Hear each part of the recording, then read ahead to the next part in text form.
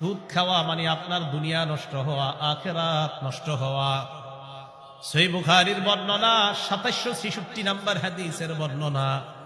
ক্বালা রাসূলুল্লাহ সাল্লাল্লাহু আলাইহি ওয়াসাল্লাম, নবীজি বলেন, ইজতানিবুস সাবআল মুবিকাত, আল্লাহ নবী বলেন তোমরা 7টা ধ্বংসকারী অপরাধ থেকে বাঁচো। বলেন আমাদেরকে ধ্বংস করে কয়টা অপরাধ? 1 নাম্বার শিরকু বিল্লাহ, আল্লাহর সাথে শিরিক করা। এটা আমাদের দুনিয়া নষ্ট করে দেয়, আখিরাত নষ্ট করে দেয়। আল্লাহর সাথে কি করা? এই জোরে বলেন তো, আল্লাহর সাথে শিরিক করা যাবে না। আমাদের অবস্থা কি জানেন? আমার নাম আব্দুর রহমান, আব্বার নাম আব্দুর রহিম, মার নাম রহিমা, জামিলা, কুলসুমা। তা আমি মনে করি আমি তো মুসলমান, আমার বাপ মুসলমান, মা মুসলমান, অথচ আমি পীরের পায়ে সেজদা দেই। আমি যদি মাজারে সেজদা দেই, আমার নাম মুসলমান হলেও আমার পরিচয় হবে মুশরিক। সেজদা কাকে দিতে হবে? আল্লাহকে দিতে হবে। তো যেই অপরাধ আমাদেরকে ধ্বংস করে দেয়, 1 নাম্বার শিরিক করা, 2 নাম্বার সিহরু জাদু করা, 3 নাম্বার ওয়াকাতুন নাফসিল্লাতী হারামাল্লাহু ইল্লা বিল হক, অন্যায়ভাবে কাউকে হত্যা করা, 4 নাম্বার আকলুর রিবা, সুদ খাওয়া, 5 নাম্বার আকলু মালিল ইয়াতীম, এতিমের সম্পদ অন্যায়ভাবে ভক্ষণ করা, 6 নাম্বার তাওয়াল্লি ইয়াউমাজ যাহফি, জিহাদের ময়দান থেকে পলায়ন করা, 7 নাম্বার ওয়াকসফুল মুহসানাতিল মুমিনাতিল গাফিলাত, সতী সাদী সহজ সরল কোন মুমিন নারীর উপর মিথ্যা অপবাদ দেওয়া। এই 7টা অপরাধ আমাদের জীবনটা নষ্ট করে দেয়, আখিরাত বরবাদ করে দেয়। 7এর মধ্যে একটা হলো সুদ খাওয়া।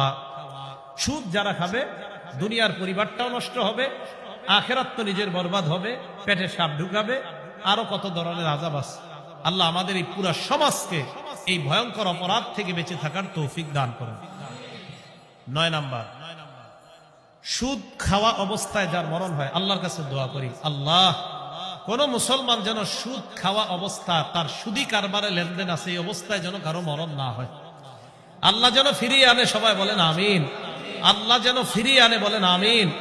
আল্লাহ না করেন যদি সুদের সাথে লেনদেন অবস্থায় মারা যায়, তাকে কবর দিয়ে আসার পর সে একটা নদীর মধ্যে সাঁতার কাটা শুরু করবে, ওই নদীটার মধ্যে রক্ত থাকবে, এই রক্তের নদীতে সাঁতার কাটতে কাটতে বারবার কিনারায় উঠতে চাবে, বারবার কিনারা থেকে তাকে আঘাত করা হবে, আবার নদীর মাঝখানে আসবে, এভাবে চলতেই থাকবে, কোনোদিনও নদীর কিনারায় সে বুঝতে পারবে না। দলিল সহিহ বুখারী 2085 নম্বর হাদিসের বর্ণনা।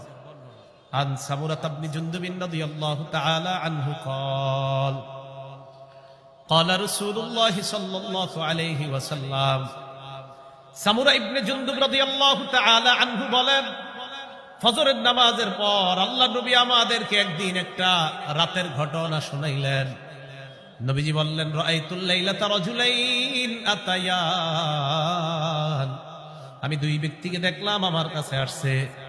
ফাখরাজানি ইলা আরদিন মুকদ্দাসা, আমাকে একটা পবিত্র জমিনের কাছে নিয়ে যায়।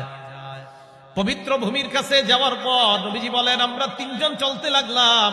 ফানতালাকনা হাত্তা আতাইনা আলা নাহরিম মিন দাম, চলতে চলতে একটা নদীর কাছে গেলাম, ওই নদীর মধ্যে তাকিয়ে দেখলাম নদীর মধ্যে রক্ত আর রক্ত।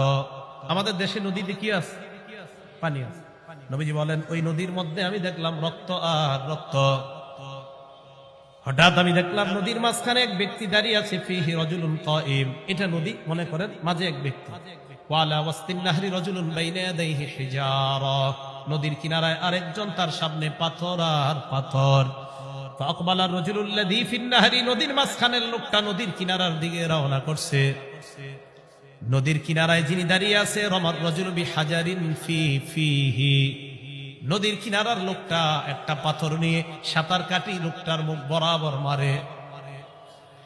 রাদ্দাহু হাইসু কানা, পাথরের আঘাতে লোকটা আবার নদীর মাঝখানে চলে যায়।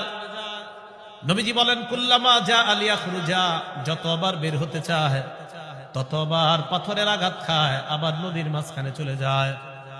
জিবরিল আমিন আমাকে বলে, আল্লাযী রাআইতাহু ফিন নাহরি আকিলুর রিবা, ইয়া রাসূলুল্লাহ, আপনি যাকে নদীর মধ্যে সাঁতার কাটতে দেখলেন এটা হলো সুদখোর। নাউজুবিল্লাহ।